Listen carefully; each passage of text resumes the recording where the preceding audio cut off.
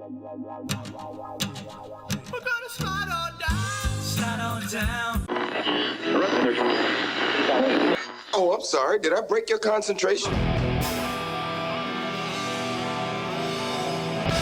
Somewhere between science and superstition.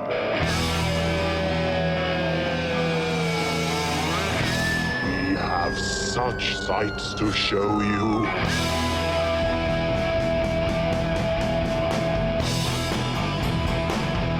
Strange Eons. Welcome to Strange Eons Radio. That's Eric Morgred over there. Hello. That's Vanessa Williams over there. Hello. I'm Kelly Young. Today, you guys, I am so excited about this topic. Yes, movies me too. Movies that are so bad, they're good. This is something I feel like I've got a lot of experience with. Yes. You know, it's funny because at first I was like, oh, I totally know like 12 different things I can do for this. But then I started to question what it means to be good and bad. Because I was like, well, I like it. So does that mean it's good? And then like what qualifies a bad film? Does it have to be like actually bad? Oh my God. I started texting you, Eric, and just being like, I don't know what anything means anymore. Oh, I see. You didn't start walls. texting me. I think you were in the chain. You just didn't respond. That's fine. That actually sounds Probably like me. true. It's yes. 100% true. You were included, sir. I was probably like, would you guys fucking figure this out on your own phones? Why is my phone blowing up? I know what it means. Why don't you? Well, and that's the thing you left me with. Well, you know, you suss it out. So I did, but that was quite a challenge. Good. I can't wait to see what you all came up with. Before that, though, I want to get into something that is not a movie, but Eric, you're going to love this. Okay, cool. We've seen that the New Mutants movie is coming out, and we Yes. saw that Finally. there is Hell yeah. a little bit of Demon Bear in that Yes. trailer. So I went and picked up the Marvel Epic Collection of the Demon Bear saga. Yes, I have. Do you have that? Yes, I do. So I'm really impressed with it, except for one thing. Why wouldn't they... You better not say the art. No, the art is spectacular, even though it's not all Sienkiewicz. Right, It yeah. starts with, I think, can't remember who it was, but it was art that I did not much care for, to be honest. Yeah, no. I hate the coloring in it. I hate the okay. 4-color comic book coloring that was obviously, of its time. Sure. And I'm like, God, this would look so amazing with current comic book coloring, digital coloring. I can see that. Yeah, I can absolutely see that. So I wish that they would do something like that. I mean, the Epic collections are not cheap. No, especially the ones that are color. Yeah. You know, those black and white ones that they had for a while. Right. The Essential. Yeah, the Yeah. Epic collection. But also, it goes on and on forever. There's like 40 issues of comics in what? them. Yeah. They're massive. Yes. A superhero-ish comic that goes on forever? The- What say ye? The Epic collection are New news. collections that, Archie's so short running. bind volumes together. And so, when you buy the little trade paperbacks, you're getting 6 issues or something like that. Sure. These things have like 18 to 20 issues in it. And they go all over the place. So it's not just the New Mutants Right. in this. Oh, it shows you what ties into it. Yeah. Okay. And it's pretty spectacular. You can really see Sienkiewicz's work growing on the comic. Yeah. Issue to issue is like, oh, he's really fucking stretching here. And I just love it. Yeah. I was a big fan of his on Moon Knight. I really loved the Yes. Demon Bear saga. I completely forgot about the Legion story, which is also Mm-hmm. in this Epic collection. It ties so well into the Legion series that was on TV. Cool. It was like, fuck, I forgot all of the little nods in that television series that they clearly read the book. And even though it's nothing like the book, they're like, look, we didn't do a complete adaptation, but we read it. And we're going to tell you we read it by showing you a couple of things that only you who have also read it will get. That's right. That's awesome. Well, as you know, I'm a giant Sienkiewicz fan. So I was do know this. recently reading through his original run of Moon Knight. And boy, it kind of shows you the importance of inkers. Yeah. Because the difference in the art that he's penciling and inking himself versus the ones where they brought in another guy to ink it is Yeah. astounding. It's kind of like, wow, this is really cool. Hey, this isn't very good. Who's drawing this issue? What the hell? Well, his style was so. He was a Neil Adams clone, Yes. Yep, when he exactly. first came on, and they almost didn't want to hire him because of that. He was too much. Yeah, like it. his stuff looked like Neil Adams, and then of course they throw him on Moon Knight, which is a Batman clone, and Neil was drawing Batman at the time. It was almost like a big fuck you, I guess, to DC. We can do this better. Yeah, but once they allowed him to kind of get away from that look, that's when he got really interesting. really good, yeah. This guy's Eric is such a Sienkiewicz fan that I bought him a really nice Sienkiewicz book for Christmas, and I was like, I hope you don't have this, and he goes, I do. Yeah, of course you do. Yeah. His first release of an art book. Are you familiar with him at all? I don't think so. He was quite literally a revolutionary artist in the 80s. Oh. Where this Bear saga he's talking about, New Mutants is an offshoot of X-Men, and it was very vanilla, Yeah. kind of. And then him and it was Claremont, I think, was still writing Yeah. at that time. Said they thought, it's like, let me try this. Can I just go absolutely crazy in what I'm drawing? And it is insane. It looks like it still looks very unique, even in today's art. Although there are a few people who definitely you can tell were influenced by him, like the guy who did 30 Days a Night. Yeah, Is very Temple much Smith. Yeah, Interesting. Sienkiewicz influence. But and I remember when I was reading those, going, "What the hell happened to this?" And the first issues, I'm going, I don't know. But by issue 2 or 3, I'm going, this is so cool. This is the coolest thing I've ever read. Oh my And god. the story's fine, but this I'm kind of blown away at how good the writing is for it being a mid '80s comic book. Yeah. Claremont is not writing anymore, and I'm like, what Just a too shame. bad. That guy is fucking brilliant. And the interesting thing is that Sienkiewicz was brought in to do a 3-issue story arc in the New Mutants, and then stayed for 3 years. oh jeez. He just fell in love Wow. with being able to do whatever he wanted to do in a comic book Sure. that was not really a hit until he kind of came on and changed the look of it. That's when Yeah. people started really taking notice of it. There's a pretty interesting documentary on Amazon right now about Chris Claremont and his run on the X-Men and the specifically him and the women that were editing and involved in Marvel at that time, and the way it progressed and how I just screwed him over at the end after Oh, no. basically the guy who made the X-Men what they were, and they're just like, okay, almost feeling like we're done. Wow. God, that's a bummer. Deep dive into moment of geekness. We haven't done comic books in a while. You can never do too little or too much comic. That's no, right. wait. More comic books Wow. is good. Ouch. No, you could never good- do too little comic books. No, I meant I like comics. They're great. Well, last episode you introduced, still haven't been able to pick them up, but the Sabrina Yes. has a comic book series. I'll go take Yeah. a look at some The kind of Sienkiewicz dark art. Archie series. Go look at some Sienkiewicz art. We're not going to tell you how to spell that. You just go see it. Yeah. You know what I Google. love? Even I have a hard time spelling it. I actually use my my voice to type, and it comes got out it? perfectly. Wow. But only if That's you so say cool. Bill Sienkiewicz. If you say Sienkiewicz, it's like think such a, it's like 4 words. Right. Oh, that's cool. That's awesome. Yeah, that's awesome. I've actually also started using more like speak to type, and you can do a slidey thing too, where it like figures out what the heck you're trying to say. You Yeah. never like lift your finger. Oh, I love it. I'm like, thank you. I'm not good at this. Develop just figuring out my spelling better. Thank you, please. We live in the future. That's right. Any movies for anyone to talk about here? Yeah.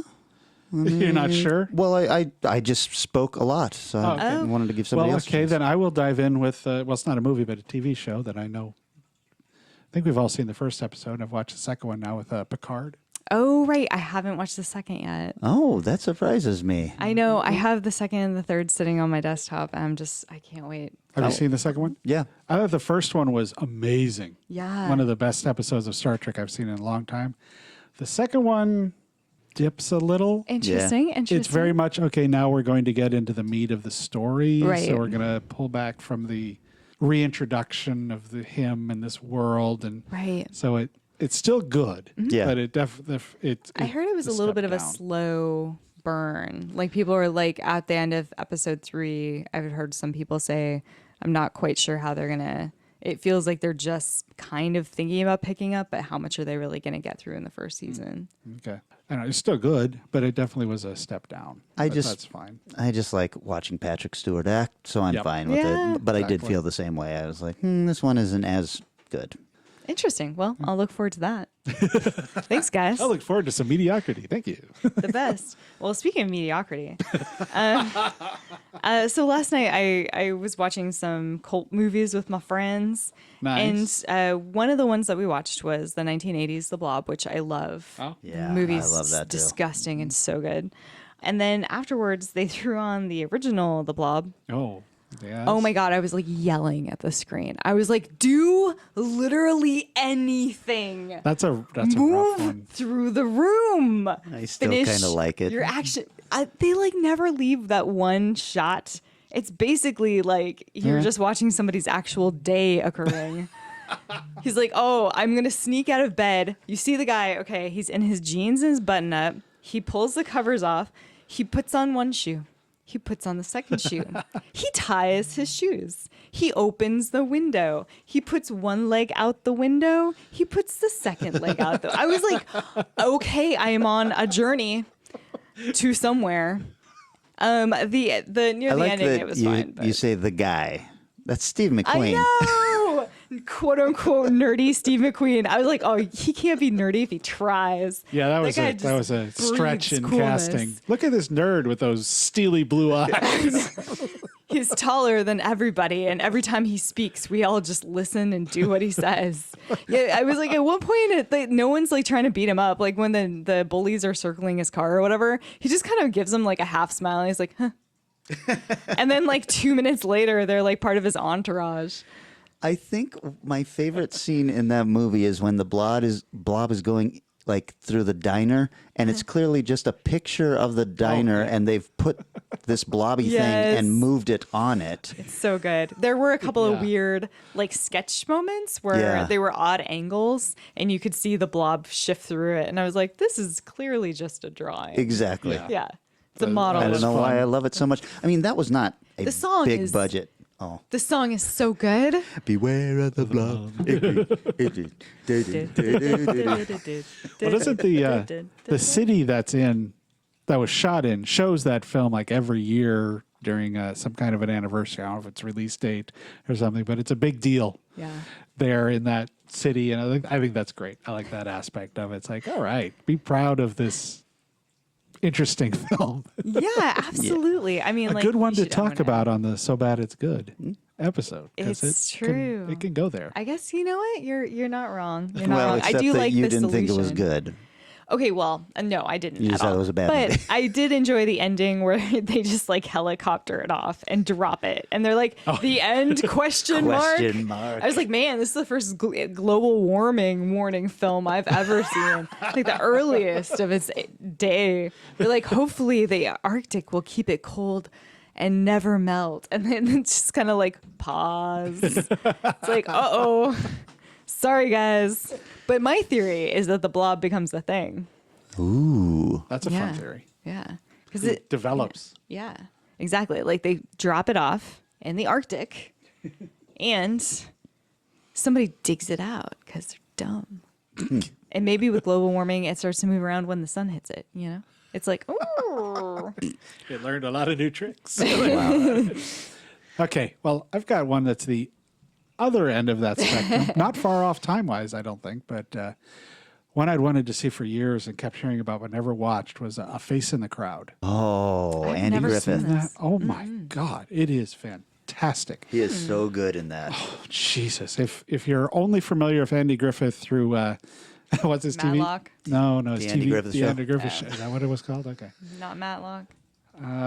Neither one. I did not watch either one of them. Largely because his sort of goody two shoes weird character never really appealed to me. He is not that in this. He's called Lonesome Road is his character's name, and he gets discovered by a radio personality in a prison, and she immediately in the sees, prison? Yeah, he's in the prison, and she immediately sees that this guy's got something. He can sing. He's interesting to listen to.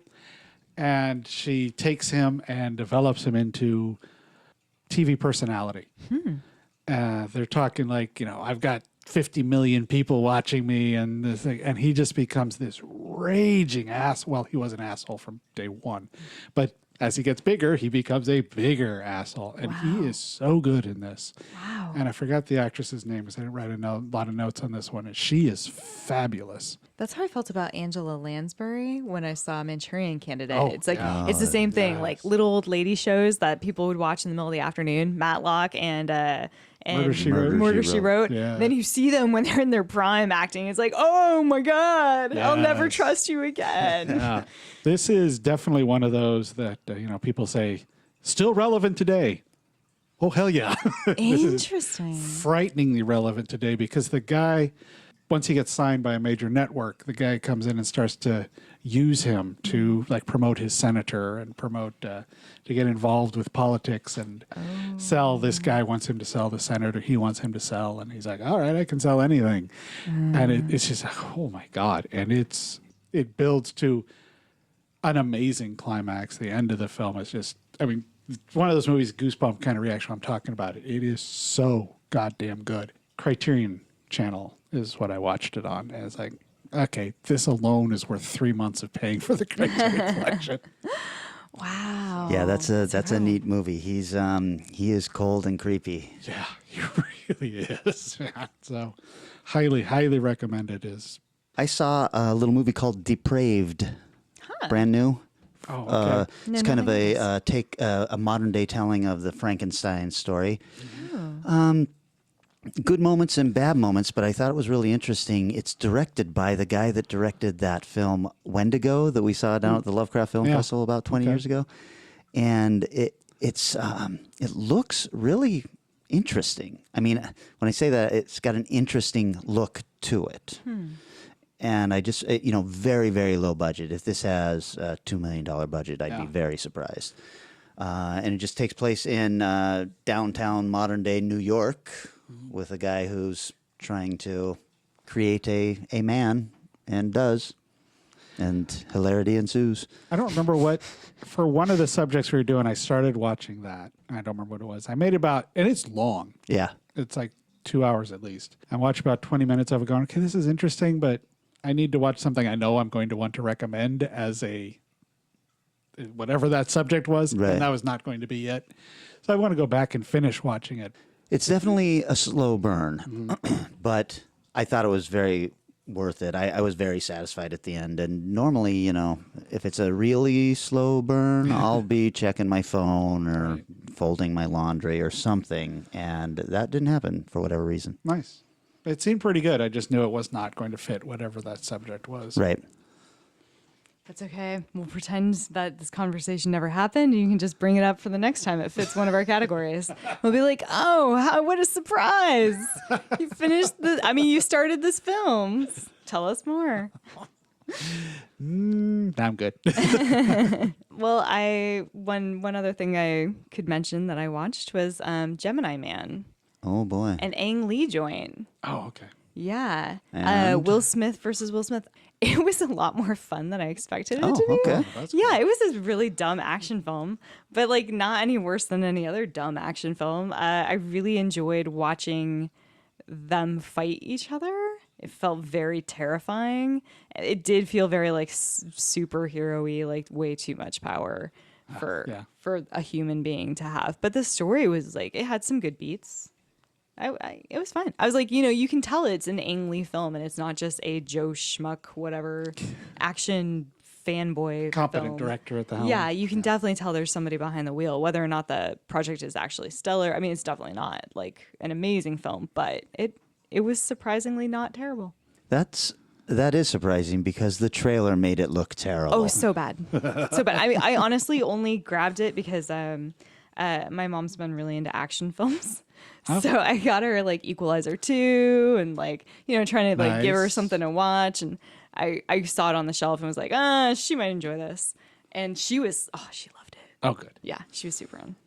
What happened to Will Smith? There was a time when he was the biggest movie star in the world and he could do no wrong. It was like every movie that came out was just fantastic. What was the one? Hitch? Hitch. The Was that the romantic beginning? comedy movie he did? I think that was pretty start. rough. And then Wild Wild West. Oh, right. Wild Wild Wild West. Yeah. Yeah, those two were kind of a beginning of a end. And then he did that weird superhero. I didn't dislike that one as much as so many Hancock. people did, but I wasn't that into but it. I can understand why it didn't do great either. Yeah, and then it felt like he never quite. I feel like a lot of the projects he's been picking up in the last few years have been things he's interested in. Like he does the football helmet crushing the skull movie, right. where he's the Nigerian scientist, Oh, and he's like, yeah. "Tell the truth." Or So also good, ones so good. he wanted for his kid.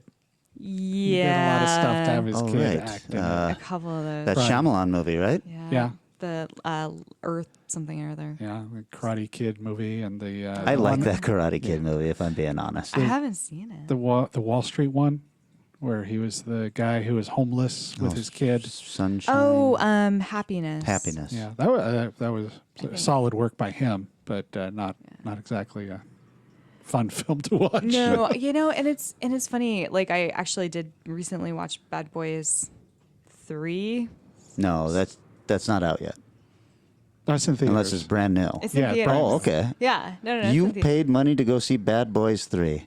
Yes. Wow. Well, AMC's subscription model paid money for me to see all right. Bad Boys 3. Okay. Yeah, no. I went and saw it because my friend was like, "Want to go see a movie?" And I was like, "Yeah." So I went. I have very low how standards. come you're not talking about that movie right now? I forgot I saw it. That good, huh? Yep. It really is that good. But does I it mean, if you like Bad Boys 2, Bad Boys 3 is very much one of those movies. very, very Rush Hour, you're saying? Oh my gosh, it's so fast and there's so much shit happening and it's kind of funny in places.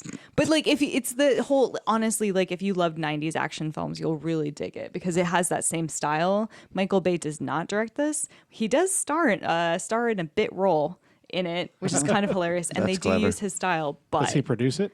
I don't know. I don't think I was paying that much attention. What's the other? Oh, the Fast and the Furious 9 trailer came out. Did you guys watch this? F9.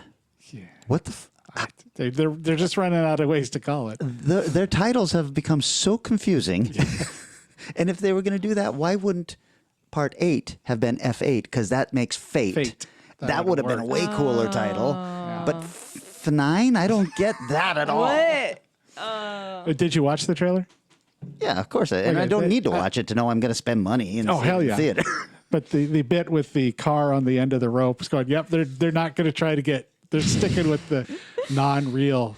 What I thought was Awesomeness. interesting was I didn't see The Rock in this trailer. Yeah, they have I John didn't Cena see, now I instead didn't of The see Rock. Statham in it either. Oh, And, because you they've know, got their spin-off They series. did that spin-off mostly because I guess The Rock and Vin Diesel do not get along. Whoops. So, but I didn't think that meant that they weren't going to be in the movies anymore. Yeah, I was a little surprised at that too. But John Cena's becoming the mini Rock, as it were. I guess. Well, the one comedy he did was pretty good. Cock Blockers, he was pretty good in that. Yeah, No, I he's never actually saw done that. a number of acting roles. He's done a lot of voice work, and he's decent. Yeah. Oh, good. Yeah, I think he's a good. I think he'll be a good addition. He's not The Rock, but he's Right. still pretty cool. I mean, if no one is The Rock. Speaking of Boy, somebody this who has been can't do wrong, This has been a very off. What? Hold on. What did you just say? The Rock. I feel like Oh. speaking of a man who can't do wrong. I have seen the worst films where I'm like, but The Rock was good because he was The Rock. If you'd gone back and listened to our earlier episodes, you would have been in on the Rock Jason Statham love affairs that went on through several episodes. I was just going to say, it's been a long time. Why haven't we been talking more about The Rock lately? Oh my gosh. Good to know you're in the cult. That's awesome. Oh no! right. Oh yeah, for sure. Jumanji is one of my favorite films of the last decade. So. Hey, if you can make You it had through me and you Skyscraper, lost me. I made it through Skyscraper. You make it through which that one. Is Ooh. not I love as you guys know, I love disaster films. I was just like, sure. Yeah, gotcha, that's right. not it. That's- You just went up like 40 stories in 9 minutes by hand, by crawling by hand Yeah, with one leg. with one With leg. one leg, yes. The duct tape was good though, so I was okay with that. And Naomi Campbell was a good surprise Nev Campbell. comeback. Thank you very much. I had a problem with that because when they stand next to each other, she comes up to like the top of his six pack, and I was like, "These guys had kids together? That could not have been comfortable." I honestly did not think about that. That's how I look at every couple. Oh, I see. All right. Oh, I don't want to be in your world. Shall we take a little break, you I guys? think we might need We to. need to go. We need to go. Give us a chance to wash our brains. Yes, before we really destroy them. Yep. Fantastic. We will be right back, and we are talking about movies that are so bad they're good.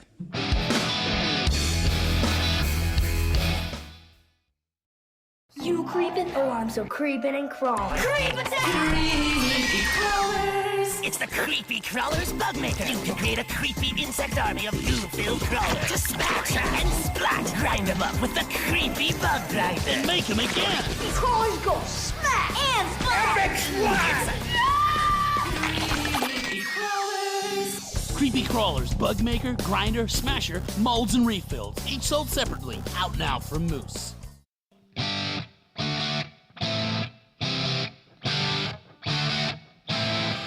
We are back. We are talking about movies that are so bad they're good, and this was my topic choice, so I can't wait to go first. On Yeah, this. I'm so excited in. to hear the horror show that you picked of a film. Well, it's interesting that you describe it that way because the movie I picked is called Doom Asylum.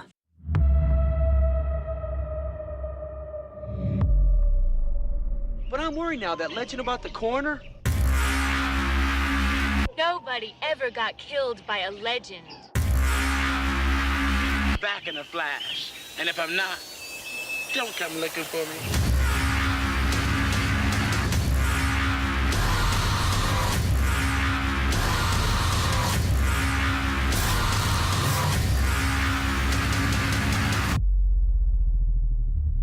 It is from 1987.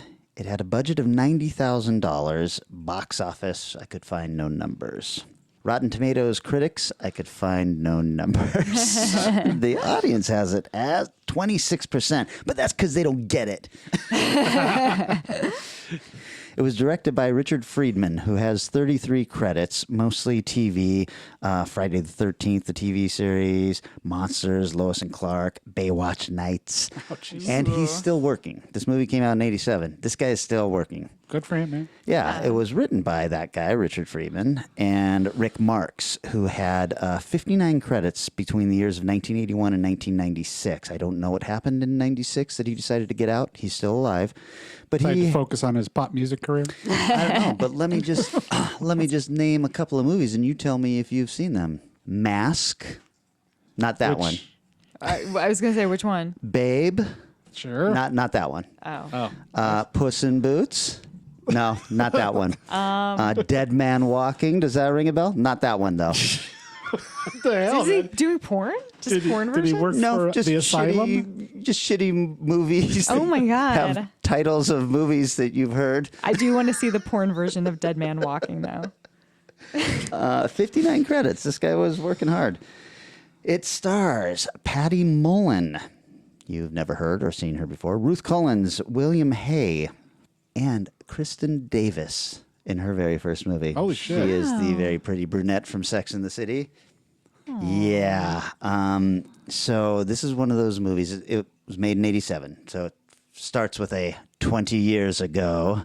And it's a kind of slimy lawyer and his girlfriend in a like a 57 Chevy convertible, and they're drinking champagne and they're having a blast and they're playing the song House of the Rising Sun, which clearly they had the licensing rights for that because it plays a lot during this movie. Beautiful. We're going to pay for it. We're going to use it. Right. They lose control of the car, it crashes, and they die. Ooh. Except that the lawyer has been they've been rushed to this asylum that is nearby, and the woman has died. The lawyer, who has also died, suddenly sits up. Ooh. And he's not dead. You could say that the doctors at this asylum are incompetent, but he makes sure to kill them all.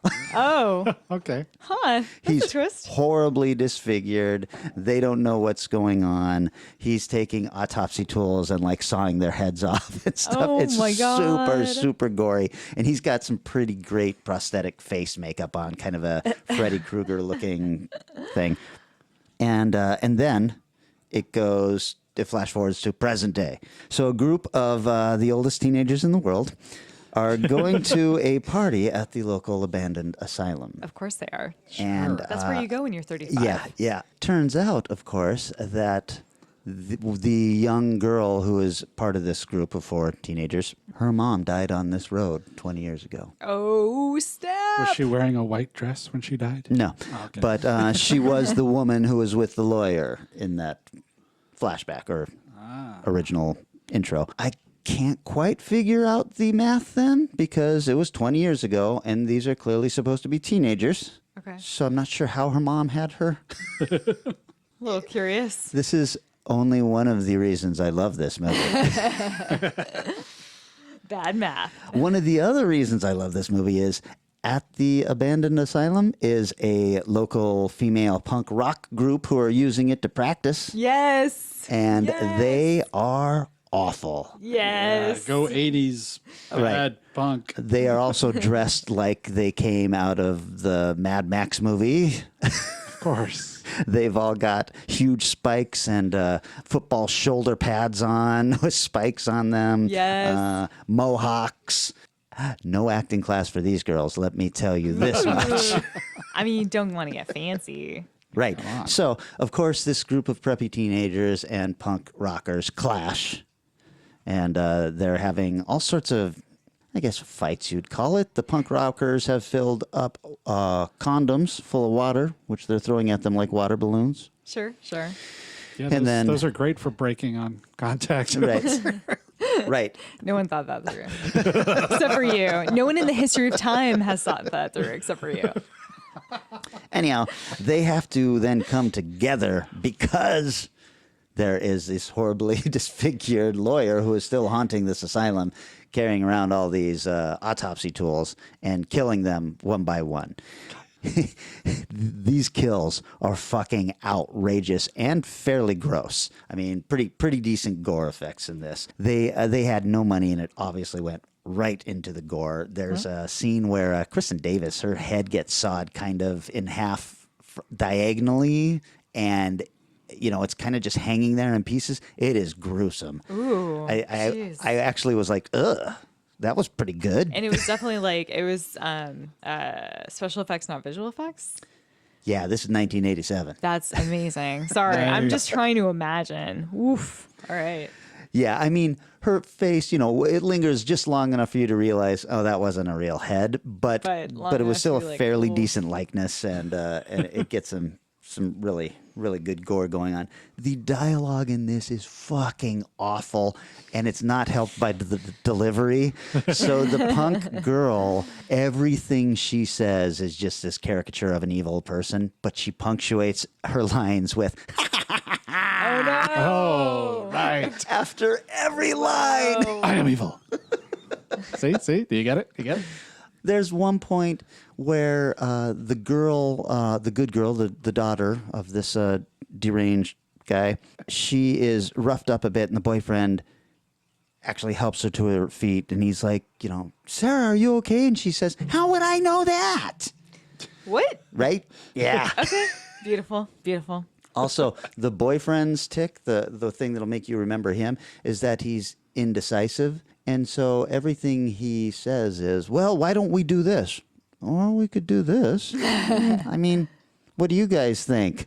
Oh, my God. Now, in its defense, it is trying to be a comedy also. They knew they were making a not great movie.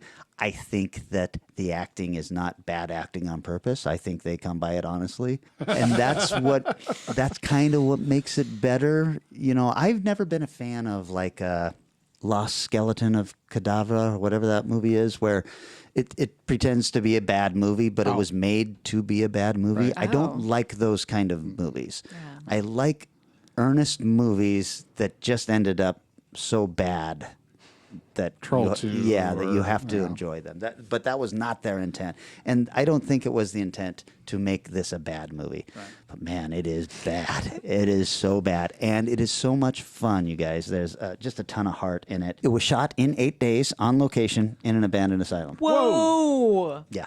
Damn. Whoa. They had a Did anybody fast sleep? effects team. Holy shit. Whoa. Yeah, so that alone is worth checking it out for. Remember, they had 90,000 in '87. It's pretty much an independent film. 90,000. That's not too shabby a budget. No. I mean, I'd like to make a movie for 90,000 right now. Yeah, no Yeah. shit. So anyway, not much else to say about this. I don't want to say it's predictable, but it's not anything you haven't seen before as far as story goes. Of course, the deranged doctor, he recognizes that the girl is his daughter, and it's because it's played by the same actress that played the mom when she died. You look so much like her. So good and so cheap. You know? Exactly. Yeah. The effects are shockingly good.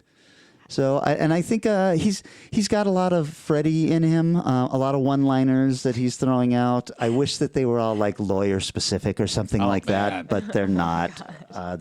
I'm guessing Got they a didn't. brief. I'm guessing they didn't have enough time to really dig into the character when you've only got 8 days to shoot. How many times have you seen this film? 3.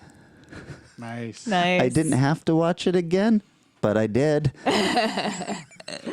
How many times? Seen it 3 times in 2 days. Well, I'll say this 3 times in the last year because this came out in '87, but it was not available. It was one of those kind of, I don't want to say lost movies, but it never got a DVD release or anything. So if you didn't catch it as a rental on VHS, you wouldn't have. Scream Factory. Is it Scream Factory? Scream Factory or Shout Factory. Scream is their horror division, though, right? Yeah. So Scream Factory put out a really nice Blu-ray of it, bare bones, but it looks great.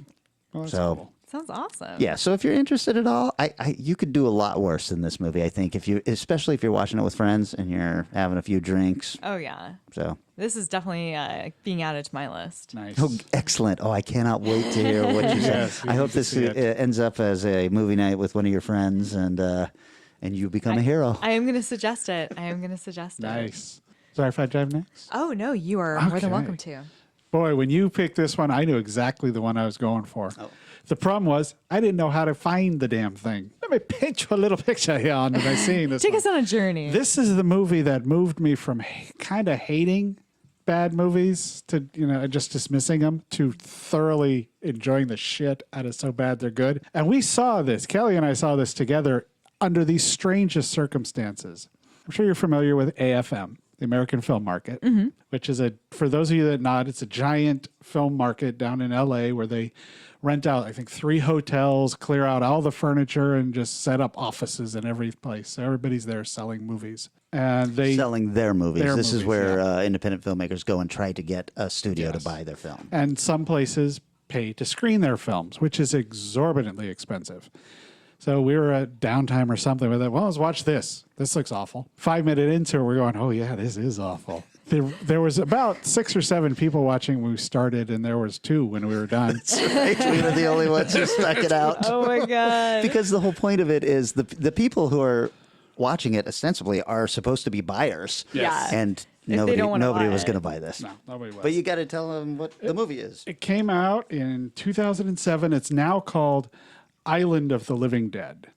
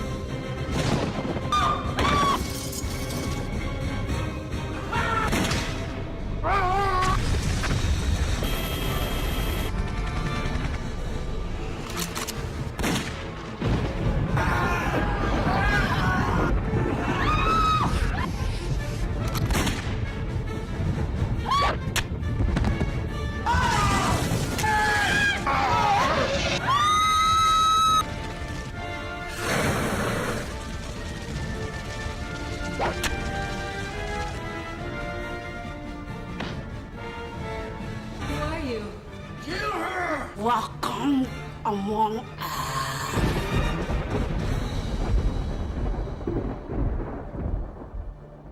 believe it was originally Isle of the Dead, which is why it was so hard to find. That might have been because after that, I spent years looking for this, and I have never been able to find it. So, And it's Amazon, no critics ratings, but 20 from the audience.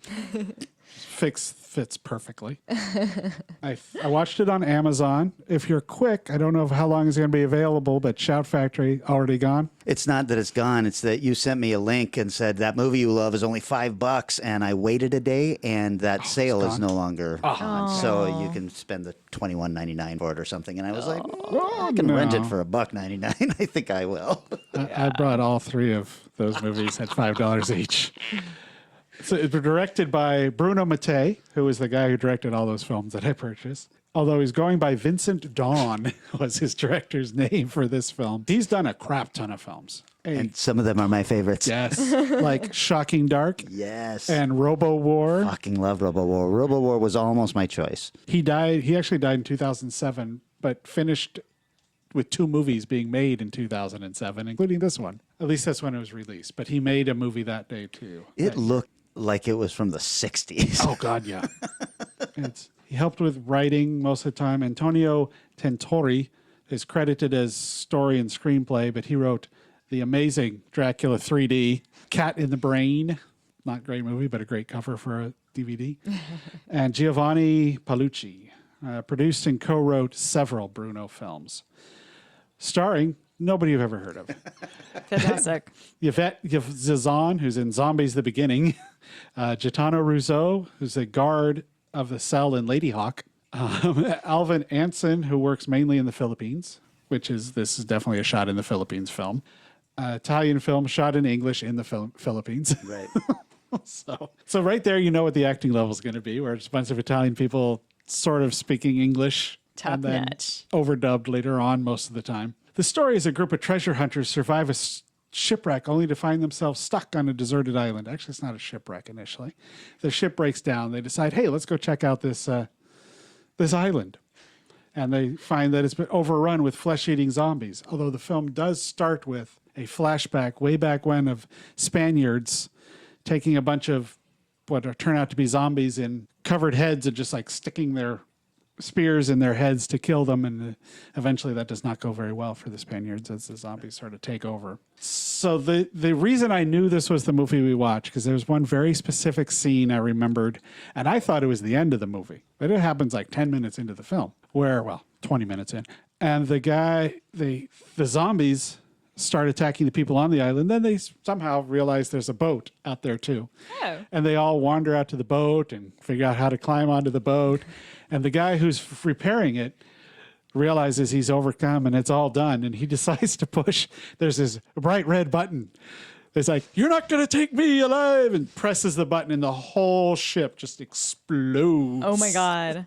I remember, I Very think by this apocalypse now. time, it was just the two of us in the theater. And I remember leaning over and going, that boat had a self-destruct button. That's weird. That was Best that was boat the choice ever. That's right.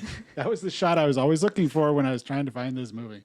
There's also weird voodoo rituals that I guess are voodoo. I'm not sure what's going on. Then as the movie goes forward and they start just wandering around the island, randomly getting attacked, they run into a vampire. What? And then it goes back to modern times where a group of the treasure hunters have found a treasure. It's a very impressive treasure. What? And so then they all decide, though, well, we've got this treasure. Do we want to take the treasure off the island and live, or shall we keep the treasure and maybe die? So 4 of them vote to leave, and 1 of them votes to take the treasure, and 1 votes, why shouldn't we just live? Oh, it's astoundingly awesome. It's so much fun. They hit an amazing storm that somehow blocks out half of the shot.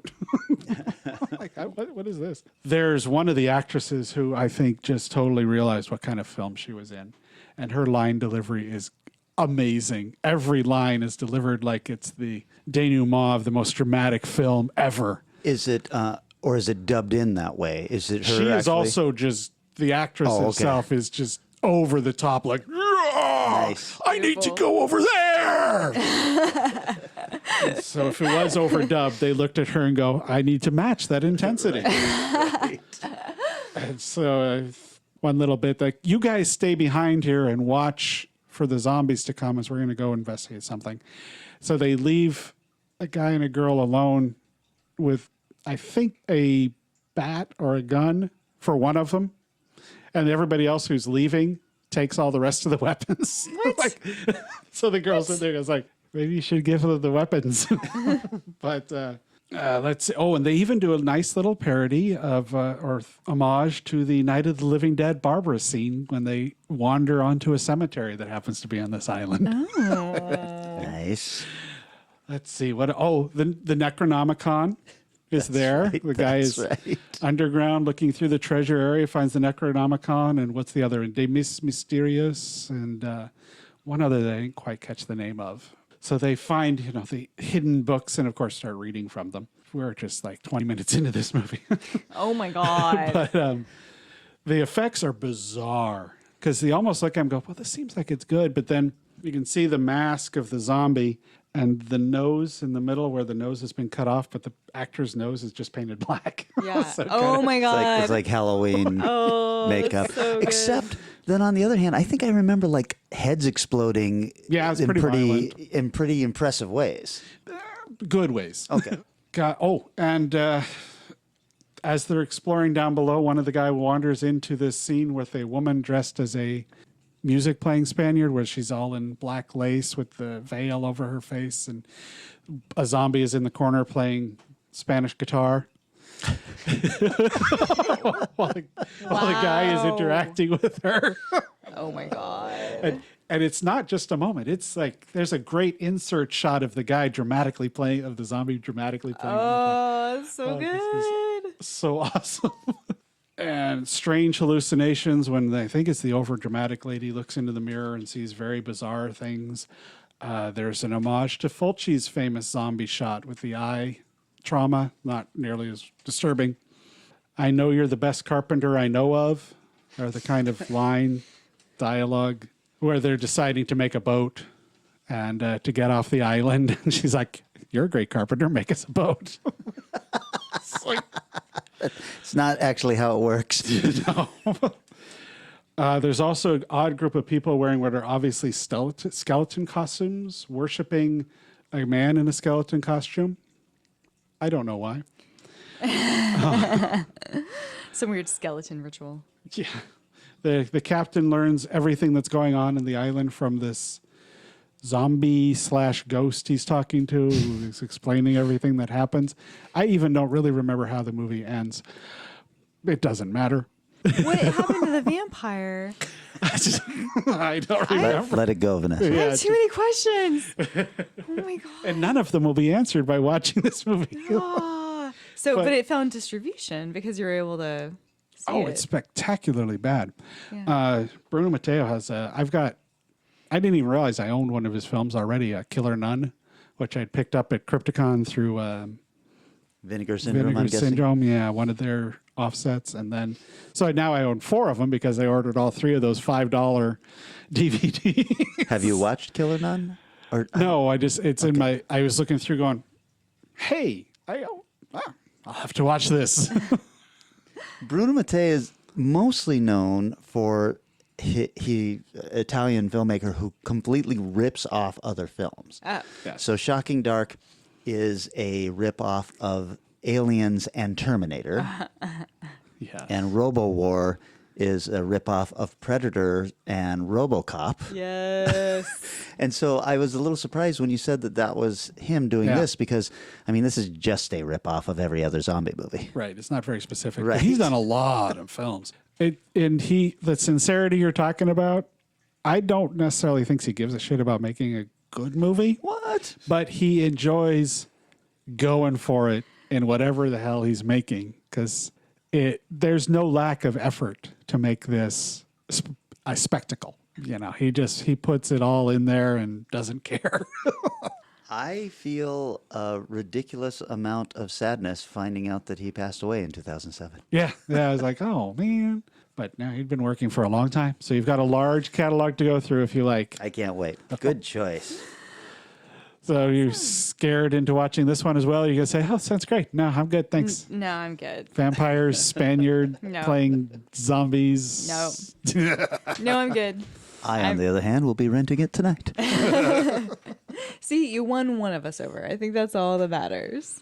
Well, no, that's why the reason I throw that out there is this was the one that turned me from I just hate movies that suck and I don't care about them to, oh, okay, I kind of get it now. This is spectacular. Of course, we're also sitting there drinking our, $17 or $18 vodka tonics. That's right, yeah.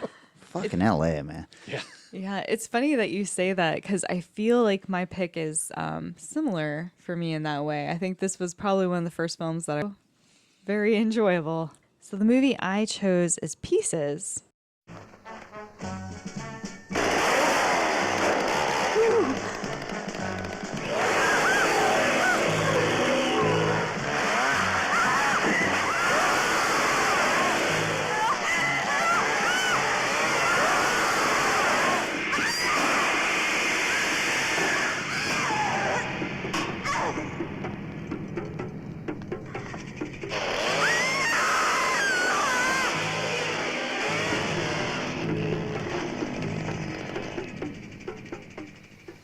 Made in 1982, 85 minutes long.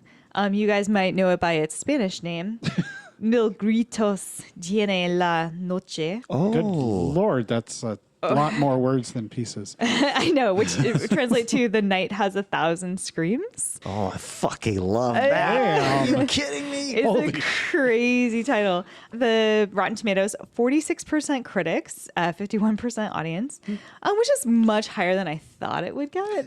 But I think You've it's got a the cult gold love. standard here of the three of us. I really do. I mean, this is the cream of the crop. The budget was $300,000 and it made $2 million. Nice. Holy crap. Good job, people. Like they, yeah. I'll confess, I own the Grindhouse Blu-ray release of this. Yeah, and somebody else recently put out, I think, did Shout Factory or Vinegar Syndrome? I thought This is somebody else. Grindhouse. I looked it up, and Yeah. it just came out, I think, like 2 years ago or last year. It's Yeah. Grindhouse releasing is what it's called. Oh, weird. Okay, yeah, because that's the version I saw. I'll have to confess, I have not seen this movie. Oh, okay. Really? Oh man. I'm not even sure where to start. So this is made by a director named Juan Picor Simon, aka JP for his friends.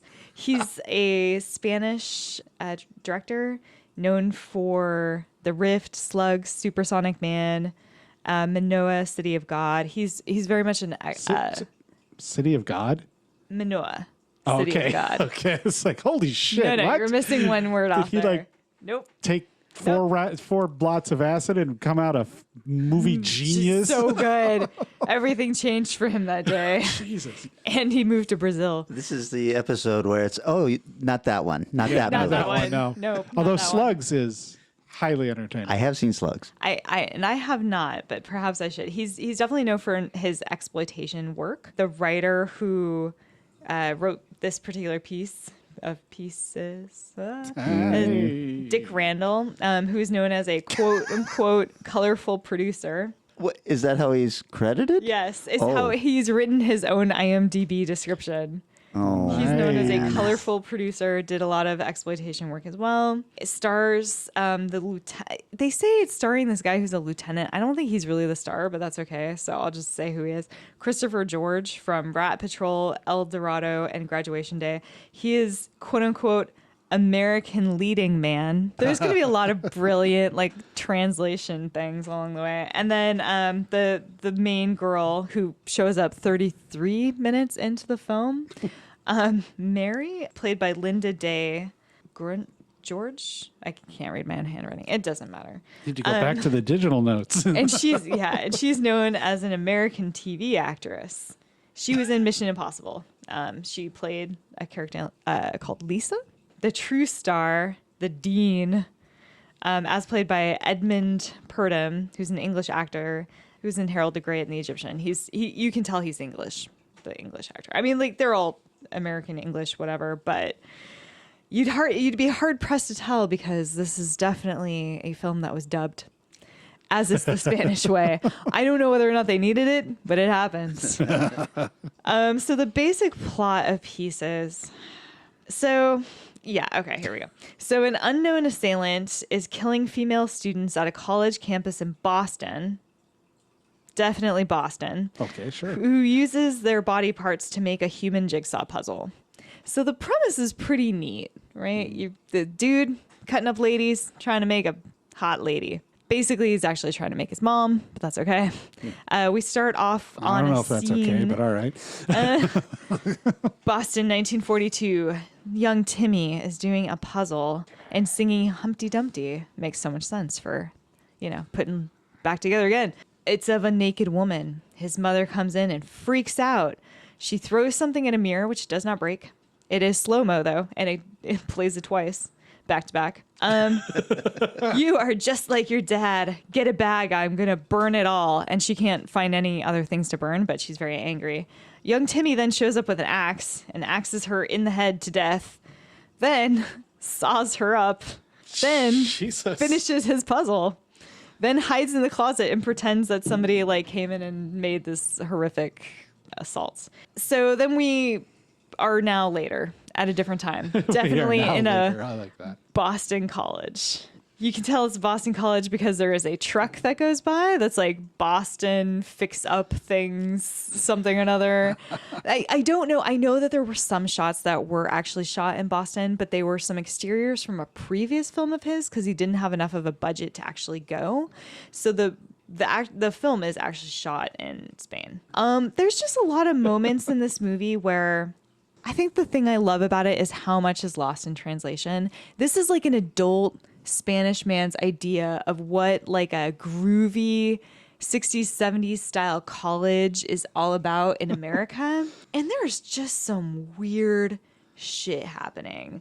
Like the students are just having sex on the lawn. I mean, just why not? They're just having sex on the lawn. They're having sex like everywhere, but straight up daytime on the lawn. It was a different time, Vanessa. Yeah, that's right. All the girls want to bang this one super ugly professor for no reason. The girls also wear cowboy boots. It's in Boston. They have access to their... America. It's America. They have access to their school swimming pool 24/7. They can use it however they want. And they use it to die in. There's this amazing aerobics class that is like straight up out of like an aerobics video. Like clearly he came across this and was like, this is what the girls do. So they're in this aerobics course, but they're wearing a mixture of like cowboy boots and tap shoes. And they're doing ballet, but it's very much aerobic ballet. And it's just weird to look at. And there's several scenes with this aerobics class. And spoiler alert, one of the aerobics girls dies. Does this have a horribly racist scene? I was just coming up on Okay. that. Lest we forget. So there's, like I said, 33 minutes in, we get introduced to this character who's this woman who's going to come to the school undercover. There's all these murders that are happening on the school campus, and the police have decided they're going to get a volunteer who's a famous tennis champion to come in and teach tennis undercover on the campus and be used as bait to get this guy to come out of hiding and try to kill her. I cannot explain why he thinks that undercover people are actually volunteers. Wow. Yeah. But there you go. So anyway, she is walking around at campus one night, and there's a student who's really infatuated with her, and he's watching her, and he sees her go past. He's having sex with his girlfriend, with a girl, and he stands up, fully frontal nude, stares out the window, sees his teacher go past, and he's like, uh-oh, I think she's alone and in trouble. I'm going to put on some pants and go find her. In the meantime, while he's putting on Then pants I'll take and my trying pants to, back off. I'll try. I will try. While he's on his way to get her, she gets attacked by an Asian man with some serious kung fu style in. And he's just going full bore at her. Then she kicks him in the balls. Like he falls over. He's not doing so hot. And the student drives up on his motorcycle behind, and he's like, hey, that's my kung fu professor. And he says, what's the story, Chow? And Chow says, I go run, next thing I know, I'm on ground. Something I eat, bad chop suey. So long. he gets up, he laughs, and he just runs off. It was like a nice day in the That's right. There's no reason for this man to be in here. No reason. It's sort of like Long Duck Dong turned up to 10. But for an instant, and then he goes away, and he's never mentioned again. There's like no reason for half the things that are happening in this to happen in this. Did I ever mention to you guys that I have a BA in Kung Fu? I wonder if that guy was my Kung Fu professor as well. He might have been. I know his Bad attitude. That's right. And I'm a BMF besides. Oh, snap. I know the actor was named. While you search there for a moment, I remember, I think this was shown or going to be shown down in Tacoma as one of the series of things. So I went ahead. I'm not going to be able to make it, but I've always wanted to watch this film. One thing, it's spectacularly violent. Well accomplished in that. It absolutely is. I mean, there is just so much crazy amounts of violence in it. Like when they're chopping off people's various limbs and things. I mean, you see the whole thing for sure. Like you're seeing the limb like come off the body and then like fall down, which is pretty great. It ends in a very, very, very violent way. I don't know that I really want to spoil it for anybody, but it has a lot of kind of twists and turns, but I don't think they're meant to be twists and turns. I think they're just very poorly beated out. So it's not a twist. It's you're actually going, why is this happening? Yes. Okay. 100%. It's just like, whoa, that came out of nowhere. It does have that guy in it. Yes. There's a man. They have a lot of like setups of this could be the killer. And the main one is the groundskeeper who's a little weird and I don't know if he's meant to be, have some kind of mental issue going on or like what the deal is, but he's often pinpointed and like, acts very guilty at various points and is holding various murder weapons when they jump into the scene. But they try to keep you guessing by having any other male in the film whatsoever and occasionally going, maybe it was him.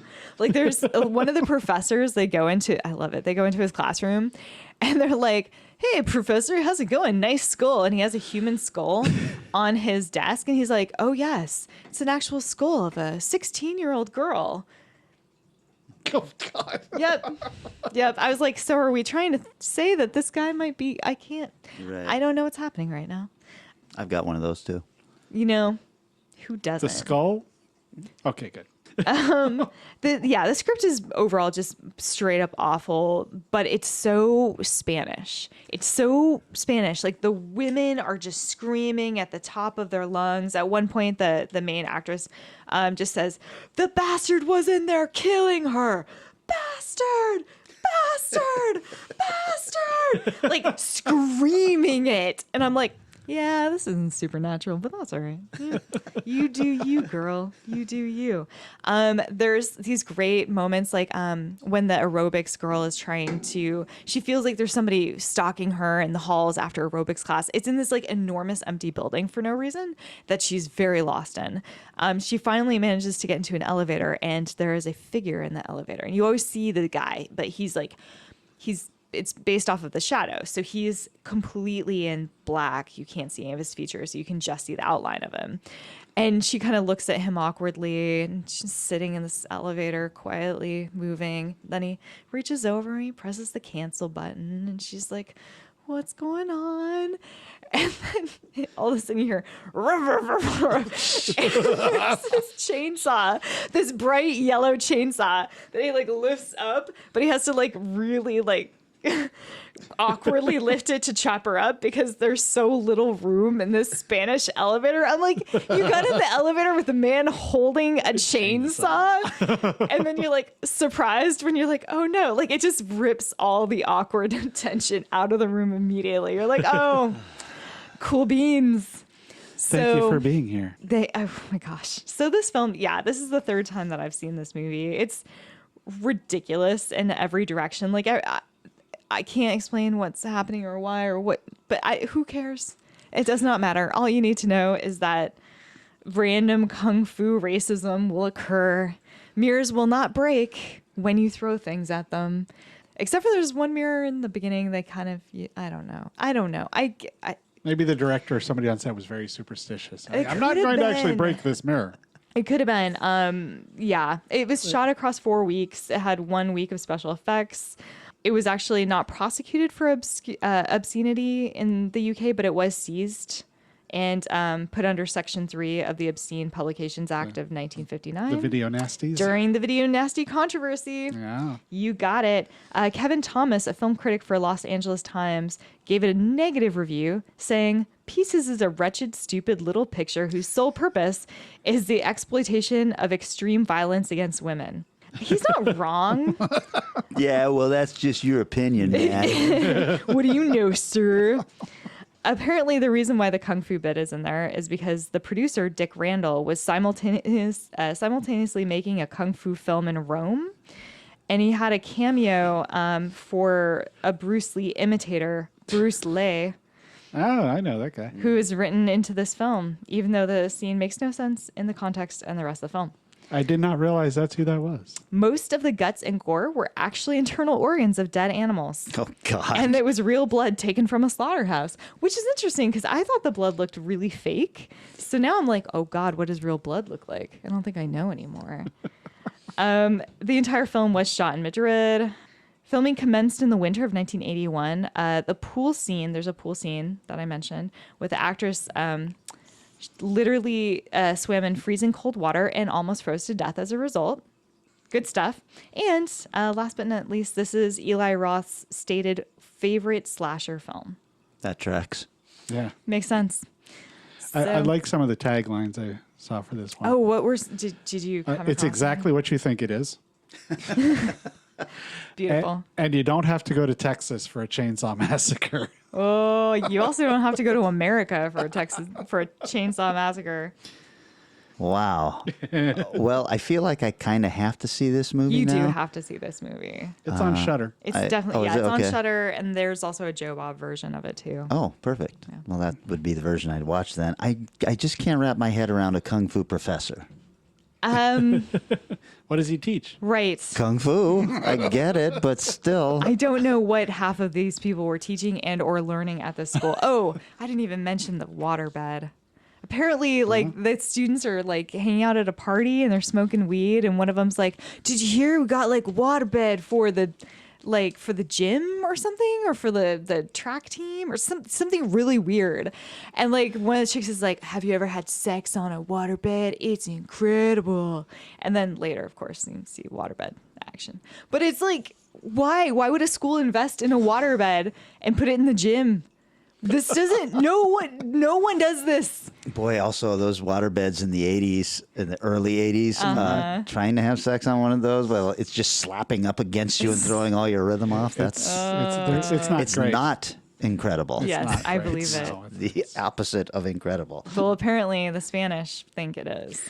Well, they are Latin lovers over there. That's There you true. go. Maybe they can make the slosh rhythm work. They can command the slosh sea. rhythm. Wow. Well, good choices, you guys. I hope that we have Lord help given me. the listeners one or two movies that they haven't seen and that they will now search out. And I'll be honest, I don't know. Maybe this will be the most hated episode of all. Maybe people will just be like, we actually like good movies. Then they shouldn't be listening to our show. That's the biggest twist of them all. As usual, a big thanks to everybody who's been liking, sharing posts, and getting everything out there. We just could not do this without you, and we really appreciate you. True. Whose choice is it? I think it might be yours, Vanessa. Oh man, it might be. Have you been thinking of something? I've been thinking. I've been noodling, but now I feel bad because I feel like Eric inadvertently has seen several movies that are a part of this topic. That's okay. That's fine. There's several more, probably. Okay. The whole point is to sell the movie, not that we've never seen it either. Right, so. yeah. Pirates. Pirates? I want pirates. Horror pirates? Ideally. All right. I mean, fantasy pirates if you need to. Sci-fi pirates will also be acceptable. But Ooh, yeah. Okay. All right. As long as the movie is rated R. Yes. Any edit that out. any not a chance. Any don't pick this movies? Well, I already know which one I'm going to do, so you can't have that one. Other than that, That's fair. I don't feel like there's a super obvious choice for this. Yeah, I probably so- don't want to do Pirates of the Caribbean. yeah, of course. I mean, but that's not a horror film anyway. Yeah. Okay, Pirates. I'm looking forward to that. All right, guys. So glad that everybody came and listened to this. So glad that you guys drove all the way up here. So glad that we are recording back in the KSAR studios for the next year at least. And we will see you next week with Pirates. Arr. Our show is recorded somewhere high above Naval Station Everett at the nexus of all realities and is engineered and produced by Eric Morgret. Our theme music is Strange Aeons Part 1 by the band Nightshade and is used with permission. Find Strange Aeons Radio on Facebook, Twitter, and Instagram, and wherever fine podcasts are found.